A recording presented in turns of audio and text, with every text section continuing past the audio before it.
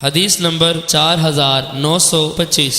حضرت یزید بن اسم کہتے ہیں مدینہ طیبہ میں ایک دلہا نے ہماری دعوت کی اور 13 گوہ ہمارے سامنے پیش کیے تو کچھ نے گوہ کھا لی اور بعض نے نہ کھائی۔ دوسرے دن میں نے حضرت ابن عباس رضی اللہ عنہ سے ملاقات کی اور میں نے ان کو واقعہ سنایا۔ اس وقت ان کے گرد بہت سے لوگ تھے، حتیٰ کہ ان میں سے بعض نے کہا رسول اکرم صلی اللہ علیہ وسلم نے فرمایا میں اسے کھاتا بھی نہیں اور اس سے روکتا بھی نہیں اور نہ اسے حرام قرار دیتا ہوں۔ حضرت ابن عباس رضی اللہ عنہ نے فرمایا تم نے بری بات کہی، رسول اکرم صلی اللہ علیہ وسلم تو حلال و حرام کرنے کے لیے ہی مبعوث ہوئے ہیں۔ رسول اکرم صلی اللہ علیہ وسلم حضرت میمونہ رضی اللہ عنہا کے گھر میں تھے اور آپ کے پاس حضرت فضل ابن عباس رضی اللہ عنہ اور حضرت خالد بن ولید رضی اللہ عنہم بھی تھے، اور ایک خاتون بھی تھی کہ دسترخوان آپ کے قریب کیا گیا جس پر گوشت تھا۔ جب نبی اکرم صلی اللہ علیہ وسلم نے کھانے کا ارادہ کیا